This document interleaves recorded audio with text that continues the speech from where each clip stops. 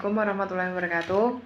Perkenalkan, nama saya Anissa Nur Brasiwi, NIM 20055520113. Di sini saya akan mempresentasikan tentang kode etik akuntan bagian anggota yang berpraktik melayani publik. Saya berasal dari Universitas Di Kupang, Semarang. Pertama-tama saya akan menjelaskan tentang pengertian anggota yang berpraktik melayani publik. Di bagian dari kode etik ini tuh mengatur persyaratan dan materi aplikasi untuk anggota yang berpraktik melayani publik ketika menerapkan tentang kerangka kerja konseptual. Di bagian ini tidak menjelaskan semua fakta dan keadaan, termasuk aktivitas, kepentingan, dan hubungan profesional yang mungkin dihadapi oleh anggota yang berpraktik melayani publik, yang muncul atau mungkin memunculkan berbagai ancaman terhadap kepatuhan pada prinsip dasar ekonomi. Prinsip dasar etika, atau pada umumnya bisa diartikan ketika berhadapan dengan suatu permasalahan etika, anggota harus mempertimbangkan konteks yang mencakup suatu permasalahan yang muncul atau mungkin muncul. Selanjutnya, ada identifikasi ancaman. Identifikasi ancaman itu dibagi menjadi 5. Yang pertama, ada ancaman kepentingan pribadi. Yang kedua, ada ancaman telaah pribadi. Yang ketiga, ada ancaman advokasi. Yang keempat, ada ancaman intimidasi. Dan yang kelima, ada ancaman kedekatan. Yang dimaksud ancaman kepentingan pribadi itu seperti anggota mempunyai kepentingan keuangan langsung pada suatu klien. Terus anggota menawarkan suatu imbalan rendah untuk mendapatkan perikatan baru dan imbalan tersebut sangat rendah sehingga menyulitkan bagi anggota tersebut untuk melakukan jasa profesional sesuai dengan standar profesional dan standar teknis yang berlaku. Yang ketiga, anggota memiliki suatu hubungan bisnis yang erat dengan klien. Untuk ancaman telaah pribadi itu seperti anggota menerbitkan laporan asuransi atas efektivitas operasi sistem keuangan setelah anggota yang bersangkutan mengimplementasikan sistem tersebut. Yang kedua, anggota menyiapkan data asli yang digunakan untuk menghasilkan catatan yang merupakan hal pokok dari suatu perikatan asuransi. Untuk ancaman advokasi, anggota mempromosikan kepentingan atau saham dari klien. Yang kedua, anggota bertindak sebagai penasehat yang mewakili klien dalam litigasi atau perselisihan dengan pihak ketiga. Yang ketiga, anggota melobi proses legislasi untuk kepentingan klien. Untuk ancaman kedekatan, anggota memiliki anggota keluarga inti atau anggota keluarga dekat yang menjabat sebagai direktur, komisaris, atau pejabat eksklusif klien. Yang kedua, anggota tim audit yang memiliki hubungan yang lama dengan klien audit. Yang terakhir, ancaman intimidasi, anggota sedang terancam kehilangan perikatan dari klien atau pemecatan dari kantor karena perselisihan tentang permasalahan profesional. Yang kedua, anggota telah menerima hadiah yang signifikan dari klien dan diancam bahwa penerimaan hadiah tersebut akan dipublikasi. Materi berikutnya ada evaluasi ancaman. Mungkin berdampak terhadap evaluasi tentang apakah ancaman terhadap kepatuhan pada prinsip dasar etika berada pada level yang dapat diterima. Kondisi kebijakan dan prosedur seperti itu memungkinkan berhubungan dengan kode etik profesi akuntan publik. Yang pertama, klien dan lingkungan operasinya. Dan yang kedua, kantor dan lingkungan operasinya. Saya akan menjelaskan sedikit tentang klien dan lingkungan operasinya itu seperti misalkan memberikan jasa non-asuransi kepada klien audit yang merupakan entitas dengan akuntabilitas publik. Mungkin dianggap menghasilkan suatu level ancaman yang lebih tinggi terhadap kepatuhan prinsip objektivitas yang terkait dengan audit tersebut. Lalu untuk kantor dan lingkungan operasinya itu seperti evaluasi anggota tentang level ancaman mungkin dipengaruhi oleh lingkungan kerja dalam kantor dan lingkungan operasinya. Jadi itu ancamannya itu yang mempengaruhi itu lingkungan dari kantornya sendiri. Selanjutnya ada materi mengatasi ancaman. Pada materi ini tuh menjelaskan persyaratan dan materi aplikasi untuk mengatasi ancaman yang tidak berada pada level yang dapat diterima. Contohnya tuh seperti pengamanan sangat bervariasi ya, bergantung pada fakta dan keadaan. Contohnya tuh seperti tindakan yang dalam keadaan tertentu mungkin memiliki pengamanan untuk mengatasi ancaman, seperti menetapkan tambahan waktu dan menugaskan personil yang memenuhi kualifikasi untuk penugasan yang disyaratkan ketika perikatan diterima dalam mengatasi ancaman kepentingan pribadi. Materi selanjutnya adalah berkomunikasi dengan pihak yang bertanggung jawab atas tata kelola. Di sini ketika berkomunikasi dengan pihak yang bertanggung jawab atas tata kelola sesuai dengan kode etik ini, maka anggota harus menentukan orang yang tepat untuk berkomunikasi dalam struktur kelola organisasinya. Dan dalam menentukan dengan siapa berkomunikasi, anggota dapat mempertimbangkan yang pertama, sifat dan pentingnya keadaan, dan yang kedua, hal tertentu yang dapat dikomunikasikan. Contohnya, subkelompok dari pihak yang bertanggung jawab atas kelola itu mencakup komite audit atau anggota individual dari pihak yang bertanggung jawab atas kelola. Dalam beberapa kasus, semua pihak yang bertanggung jawab atas tata kelola terlibat dalam pengelolaan entitas, misalnya usaha kecil dengan pemilik tunggal yang mengelola entitas dan tidak ada pihak lain yang memiliki peran atas tata kelola tersebut. Materi selanjutnya adalah benturan kepentingan. Di sini, benturan kepentingan dapat memunculkan ancaman terhadap kepatuhan pada prinsip objektivitas dan mungkin pula akan memunculkan berbagai ancaman terhadap prinsip dasar etika yang lain. Contoh keadaan yang dapat memunculkan benturan kepentingan tuh seperti menyediakan jasa konsultasi untuk klien yang ingin mengakuisisi klien audit dari kantor. Ketika kantor telah mendapatkan informasi rahasia selama pelaksanaan audit yang mungkin relevan dengan transaksi tersebut. Atau memberikan berbagai jasa baik kepada penjual maupun pembeli atas transaksi yang sama. Selanjutnya, identifikasi benturan. Proses identifikasi benturan kepentingan yang efektif akan membantu anggota ketika melakukan langkah-langkah yang rasional untuk mengidentifikasi kepentingan dan hubungan yang mungkin memunculkan benturan kepentingan aktual atau potensial, baik sebelum menerima perikatan maupun selama pelaksanaan perikatan. Suatu proses yang efektif untuk mengidentifikasi berbagai benturan kepentingan yang aktual atau potensial akan bergantung pada beberapa faktor berikut. Yang pertama, sifat dari jasa profesional yang dilakukan. Yang kedua, ukuran dari kantor dan ukuran dan sifat dari klien. Yang ketiga, struktur dari kantor, misalnya jumlah dan lokasi geografis kantor. Ancaman yang muncul dari benturan kepentingan tuh umumnya semakin langsung hubungan antara jasa profesional dan permasalahan yang memunculkan benturan kepentingan para pihak, maka semakin mungkin level ancaman tidak berada pada level yang dapat diterima. Contoh tindakan yang dapat menjadikan pengaman dalam mengatasi ancaman yang muncul karena benturan kepentingan tuh meliputi menugaskan tim perikatan terpisah yang dilengkapi dengan kebijakan dan prosedur yang jelas dalam menjaga kerahasiaan. Yang kedua, menugaskan penelaah yang tepat dan tidak terlibat dalam pemberian jasa atau tidak terdapat oleh benturan kepentingan untuk menelaah suatu pekerjaan yang dilakukan dan untuk menilai apakah berbagai pertimbangan kunci dan kesimpulan sudah tepat. Selanjutnya ada pengungkapan dan persetujuan.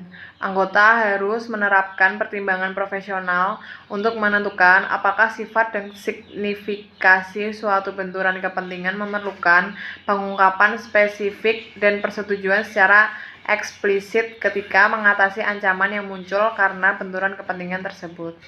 Secara umum, anggota perlu untuk mengungkapkan sifat benturan kepentingan dan bagaimana setiap ancaman yang muncul kepada klien yang terkena dampak benturan kepentingan dan memperoleh persetujuan dari klien anggota yang terkena dampak untuk melaksanakan pemberian jasa profesional ketika pengamanan diterapkan untuk mengatasi ancaman. Dan jika persetujuan eksploitasi ditolak, maka anggota harus mengakhiri atau menolak melaksanakan jasa profesional yang akan mengakibatkan benturan kepentingan, atau mengakhiri hubungan yang relevan, atau melepaskan kepentingan yang relevan untuk menghilangkan ancaman atau menurunkan pada level yang dapat diterima.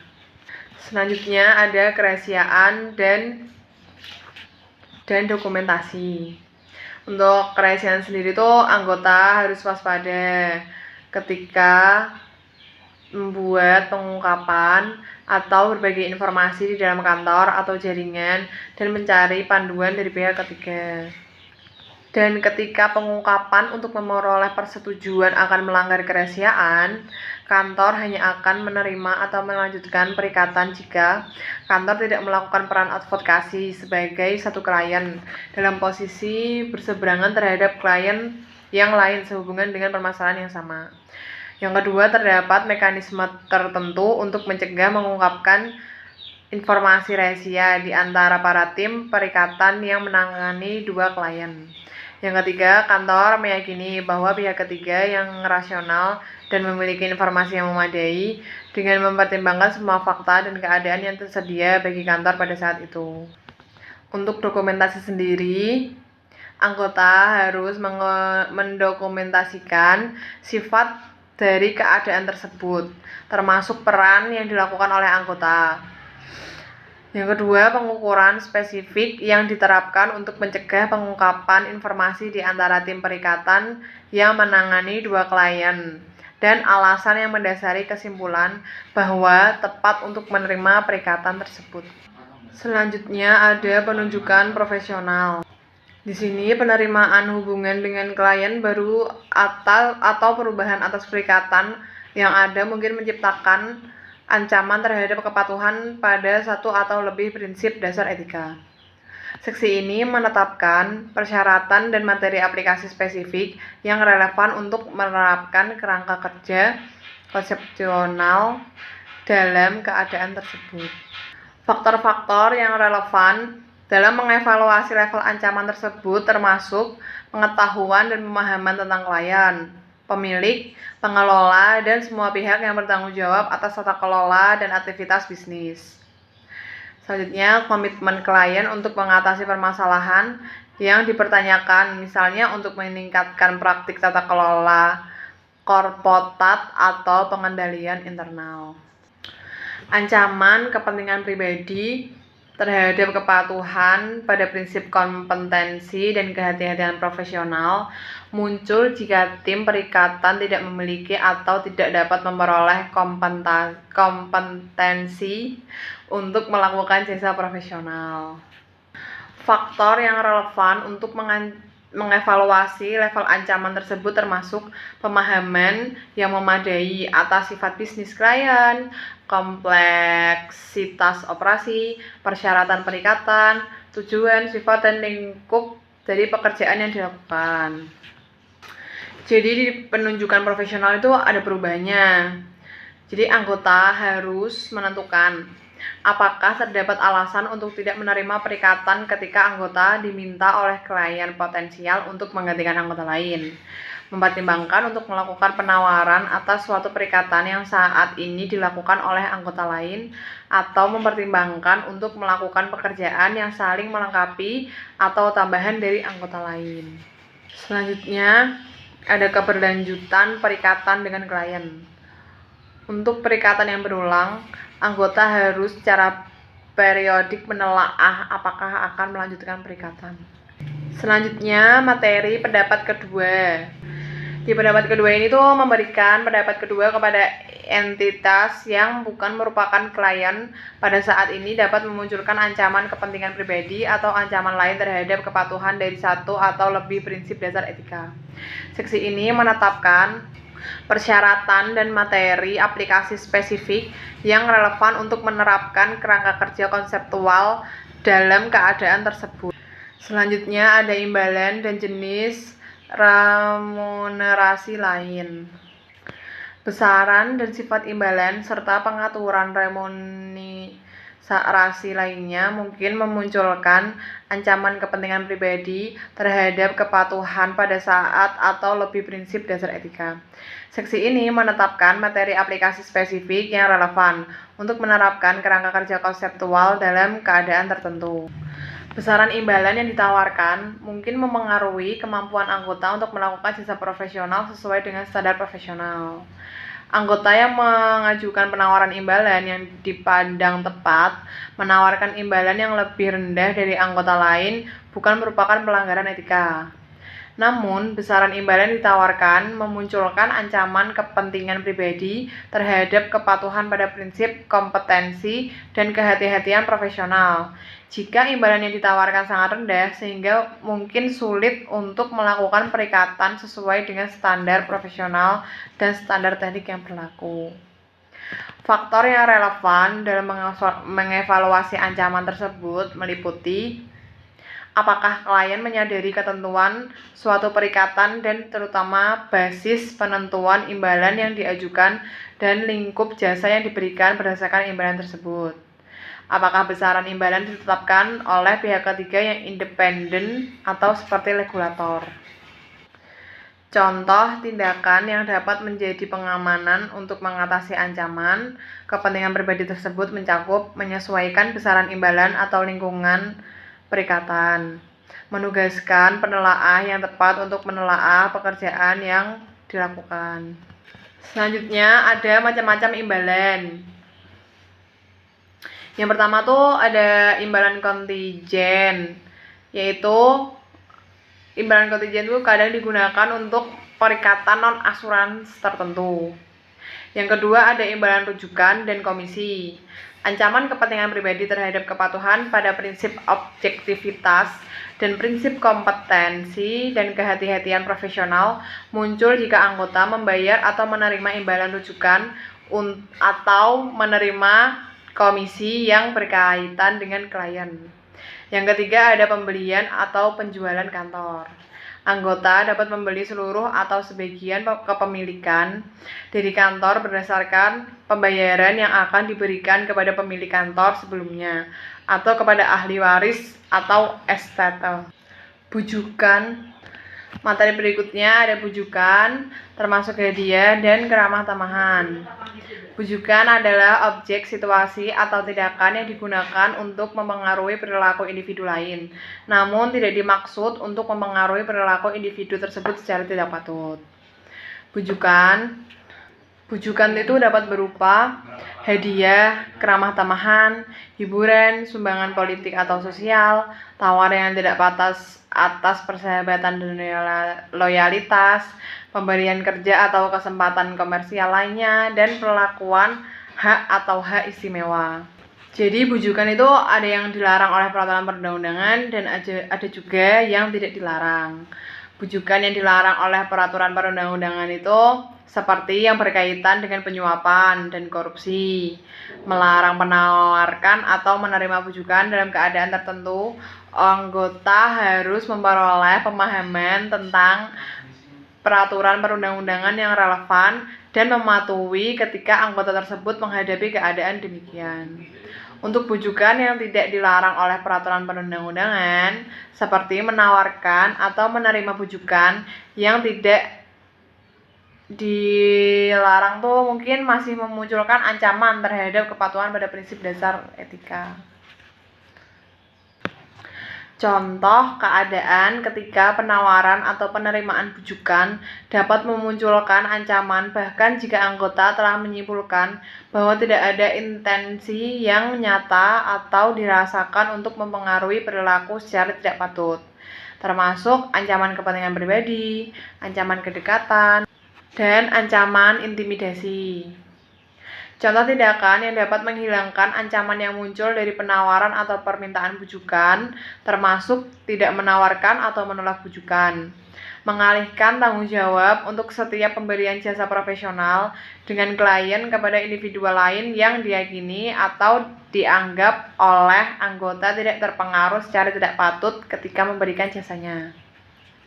Untuk contoh tindakan yang dapat menjadi pengamanan untuk mengatasi ancaman yang muncul dari penawaran atau penerimaan bujukan tersebut termasuk bersikap transparan mengenai penawaran atau permintaan bujukan kepada manajemen senior dari kantor klien, mencatat bujukan tersebut dalam catatan yang dipantau oleh manajemen senior kantor individu lain yang bertanggung jawab atas kepatuhan etika kantor atau yang dikelola oleh klien. Berikutnya ada anggota inti atau keluarga dekat.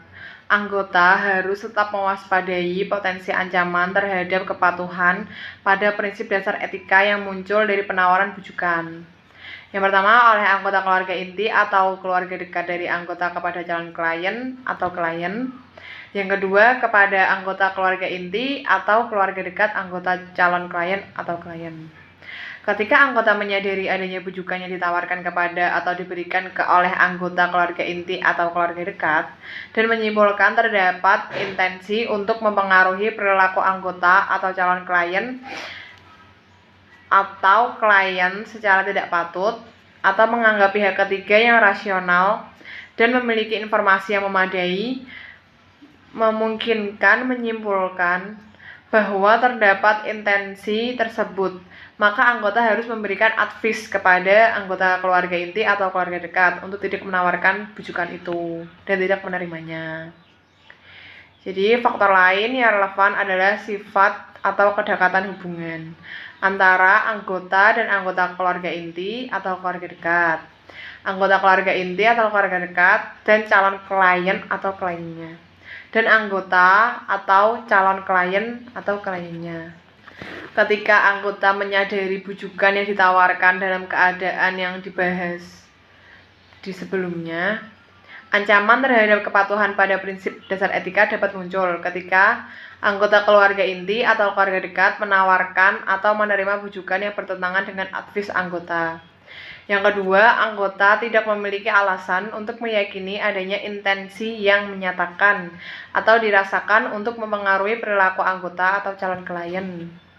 Di pertimbangan lainnya, jika anggota menghadapi atau menyadari bujukan yang dapat mengakibatkan ketidakpatuhan atau dugaan ketidakpatuhan terhadap peraturan perundang-undangan oleh klien atau pihak lain yang bekerja untuk atau di bawah arahan klien, maka persyaratan dan materi aplikasi yang ditetapkan itu tidak berlaku. Jika kantor jaringan atau kantor anggota tim audit menerima hadiah atau keramah tamahan dari klien audit, maka persyaratan dan aplikasi yang dijelaskan di sebelumnya itu berlaku. Dan jika kantor atau anggota tim asurans menerima hadiah atau keramah tamahan dari klien asurans, maka persyaratan yang di atas juga berlaku. Berikutnya ada materi kustodi aset klien. Di sini kustodi aset klien itu dibagi menjadi dua, sebelum kustodi dan sesudah kustodi. Untuk kustodi sendiri, mengelola aset klien dapat memunculkan ancaman kepentingan pribadi atau ancaman lain terhadap kepatuhan pada prinsip perilaku profesional dan objektivitas. Seksi ini menetapkan persyaratan dan materi aplikasi spesifik yang relevan untuk menerapkan kerangka kerja konseptual dalam keadaan tersebut. Selanjutnya, sebelum kustodi, anggota tidak boleh mengambil tanggung jawab atas kustodi uang dan aset lain milik klien, kecuali diizinkan oleh peraturan perundang-undangan dan sesuai dengan setiap kondisi yang memperbolehkan hal tersebut. Sebagai bagian dari prosedur penerimaan klien dan perikatan terkait anggota kustodi uang atau aset klien, maka anggota harus melakukan penyelidikan mengenai sumber aset tersebut dan mempertimbangkan kewajiban hukum dan peraturan yang berlaku. Selanjutnya, setelah kustodi, anggota yang dipercayai untuk menyimpan uang atau aset lain milik pihak lain harus mematuhi peraturan perundang-undangan yang berlaku untuk penyimpanan dan pembukaan aset. Itu anggota yang dipercaya untuk menyimpan uang ya atau aset lain milik pihak lain. Terus menyimpan aset terbuka secara terpisah dari aset pribadi atau aset kantor. Terus menggunakan aset tersebut hanya untuk tujuan yang telah ditetapkan dan setiap saat siap untuk mempertanggungjawabkan aset dan setiap penghasilan dividen atau keuntungan yang dihasilkan kepada siapapun yang berhak atas pembukuan tersebut. Selanjutnya ada respon atas ketidakpatuhan terhadap peraturan perundang-undangan. Di sini ancaman kepentingan pribadi atau ancaman intimidasi terhadap kepatuhan pada prinsip integritas dan perilaku profesional muncul ketika anggota menyadari adanya ketidakpatuhan atau dugaan ketidakpatuhan terhadap peraturan perundang-undangan. Anggota mungkin menghadapi atau menyadari adanya ketidakpatuhan tersebut. Dan seksi ini memberikan panduan kepada anggota dalam menilai implikasi, permasalahan, dan tindakan yang mungkin dilakukan ketika merespon ketidakpatuhan atau dugaan ketidakpatuhan. Dan tujuan anggota terkait ketidakpatuhan terhadap perundang-undangan adalah pertama, mematuhi prinsip integritas dan perilaku profesional, yaitu yang kedua, mengingatkan manajemen atau jika tepat pihak yang bertanggung jawab atas tata kelola klien untuk memungkinkan mereka memperbaiki, memulihkan atau memitigasi konsekuensi akibat dari ketidakpatuhan yang teridentifikasi atau terduga, atau mencegah ketidakpatuhan sebelum terjadi dan mengambil tindakan lanjut yang tepat dalam melindungi kepentingan publik.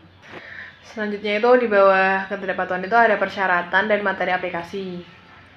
Di sini ketidakpatuhan terhadap perundang-undangan terdiri dari tindakan menghilangkan atau perbuatan baik disengaja ataupun tidak disengaja yang bertentangan dengan peraturan perundang-undangan yang berlaku dilakukan oleh pihak-pihak berikut. Yang pertama itu klien. Yang kedua, pihak yang bertanggung jawab atas tata kelola klien. Yang ketiga, ada manajemen klien. Dan yang keempat, ada individu lain yang bekerja untuk di bawah arahan klien. Contoh peraturan perundang-undangan yang terkait dengan seksi ini termasuk yang berhubungan dengan kecurangan, korupsi, penyuapan, pencurian uang, pendanaan teroris, dan tindakan kriminal, pasar dan perdagangan surat berharga, perbankan dan produk jasa keuangan lainnya, perlindungan data, perlindungan lingkungan, dan kesehatan keselamatan publik. Dalam peraturan perundang-undangan yang berlaku, terdapat ketentuan yang mengatur bagaimana anggota disyaratkan untuk mengatasi ketidakpatuhan atau dugaan ketidakpatuhan. Peraturan perundang-undangan tersebut mungkin berbeda dari atau melampaui ketentuan dalam seksi ini. Ketika menghadapi ketidakpatuhan atau dugaan ketidakpatuhan, anggota harus memperoleh pemahaman tentang ketentuan peraturan perundang-undangan, serta mematuhi adanya setiap persyaratan untuk melaporkan permasalahan tersebut kepada otoritas yang tepat. Yang kedua, siap larangan untuk mengingatkan klien. Larangan untuk memperingatkan klien mungkin muncul misalnya berdasarkan peraturan perundang-undangan tentang tindak pidana pencucian uang. Anggota yang menemukan atau menyadari permasalahan yang jelas tidak penting tidak diharuskan untuk mematuhi seksi ini. Suatu permasalahan dinilai tidak penting dipandang dari sifat dan dampaknya, baik keuangan maupun non-keuangan, terhadap klien, pemangku kepentingannya, dan masyarakat umum. Sehubung dengan ketidakpatuhan atau dugaan ketidakpatuhan yang termasuk dalam ruang lingkup seksi ini, anggota didorong untuk mendokumentasikan yang pertama permasalahan, yang kedua hasil pembahasan dengan manajemen dan pihak yang bertanggung jawab atas tata kelola dan pihak lain, yang ketiga bagaimana manajemen dan pihak yang bertanggung jawab atas tata kelola merespon permasalahan tersebut. Yang keempat, tindakan yang dipertimbangkan anggota, mempertimbangkan yang dibuat, dan keputusan yang diambil. Dan yang terakhir, bagaimana anggota meyakini bahwa anggota telah memenuhi tanggung jawab yang telah diatur. Dalam materi itu, ada tanggung jawab manajemen dan pihak yang bertanggung jawab atas tata kelola. Di situ manajemen dengan pengawasan pihak yang bertanggung jawab atas tata kelola bertanggung jawab untuk memastikan bahwa aktivitas bisnis klien dilakukan sesuai dengan peraturan perundang-undangan. Manajemen dan pihak yang bertanggung jawab atas tata kelola juga bertanggung jawab untuk mengidentifikasi dan menangani setiap ketidakpatuhan bersama dengan klien, individu yang bertanggung jawab atas tata kelola entitas, anggota manajemen, dan individu lain yang bekerja untuk atau di bawah arahan klien. Di sini tanggung jawab dibagi menjadi beberapa. Ada tanggung jawab semua anggota. Di situ, ketika anggota menyadari tentang permasalahan yang tercakup pada seksi ini, langkah yang dilakukan oleh anggota untuk mematuhi seksi ini harus dilakukan secara tepat waktu. Dalam melakukan langkah yang tepat waktu, anggota harus memperhatikan sifat permasalahan dan bahaya potensial bagi kepentingan entitas investor, kreditor, karyawan, atau masyarakat umum. Audit atas laporan keuangan. Jika anggota yang ditugaskan untuk melakukan audit atas laporan keuangan mengetahui informasi mengenai ketidakpatuhan atau dugaan ketidakpatuhan, maka anggota harus memperoleh pemahaman atas permasalahan tersebut. Pemahaman tersebut harus mencakup sifat ketidakpatuhan atau dugaan ketidakpatuhan dan keadaan ketika hal tersebut terjadi atau mungkin terjadi. Anggota mungkin menyadari ketidakpatuhan atau dugaan ketidakpatuhan dalam pelaksanaan perikatan atau melalui informasi yang diberikan oleh pihak lain. Anggota diharapkan menerapkan pengetahuan dan keahlian, serta menerapkan pertimbangan profesional. Namun demikian, anggota tidak diharapkan memiliki level pengetahuan mengenai peraturan perundang-undangan melebihi daripada yang disyaratkan untuk melakukan perikatan. Penentuan apakah suatu tindakan merupakan ketidakpatuhan pada akhirnya ditentukan oleh pengadilan atau badan yang berwenang mengajukan adjudikasi. Jika anggota mengidentifikasi atau menduga bahwa ketidakpatuhan telah terjadi atau mungkin terjadi, maka anggota harus membahas permasalahan tersebut dengan level manajemen yang tepat dan jika perlu dengan pihak yang bertanggung jawab atas tata kelola.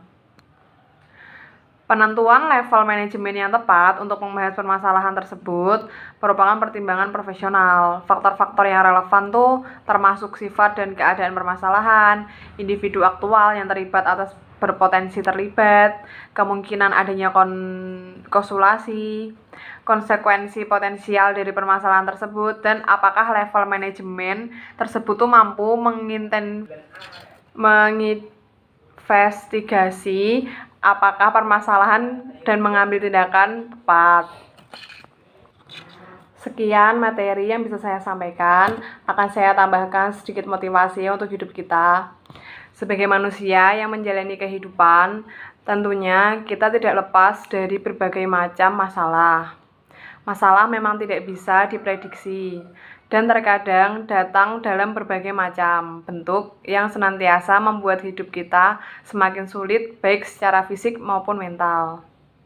Terkadang kita membutuhkan kata-kata motivasi hidup dari orang-orang terdekat kita untuk senantiasa membuat hidup kita lebih semangat. Layaknya roda kehidupan yang terus berputar. Terkadang kita sering merasa masalah yang kita hadapi berat dan membuat kita berpikir bahwa masalah tersebut tidak akan berlalu. Namun percayalah, semua hal di dunia ini tidak ada yang permanen dan suatu saat akan berlalu, termasuk masalah kita. Agar masalah kita cepat terselesaikan dan hidup tidak terbebani, ada baiknya kita sebagai manusia selalu mencoba terus berpikir positif dan menjauhkan diri dari berpikiran negatif yang timbul dari masalah tersebut. Memang rasanya sulit untuk berpikir positif ketika sedang tertimpa masalah, namun perlu diingat dengan berpikir positif kita mampu mengambil hikmah dan pelajaran dari masalah yang sedang kita alami. Bahkan dengan bersikap positif, kita bisa tetap tenang dalam menghadapi masalah yang muncul dan mencari solusi yang terbaik dalam menyelesaikannya.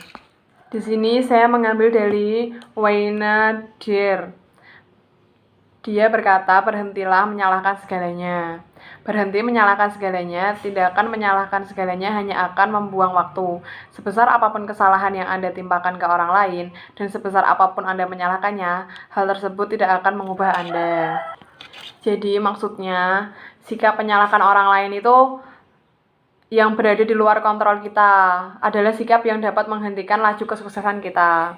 Fokus menerima masalah yang ada, berhenti menyalahkan orang lain, karena itu tidak akan mengubah diri Anda menjadi pribadi yang lebih baik. Menurut Wayne Dyer, usaha mencari pembenaran dalam kehidupan ini adalah sia-sia belaka. Coba berkomitmen untuk mengambil tanggung jawab penuh pada hidup Anda dan hadapi setiap masalah yang ada dengan percaya diri. Sekian presentasi dari saya. Jika ada kesalahan kata mohon dimaafkan. Wassalamualaikum warahmatullahi wabarakatuh.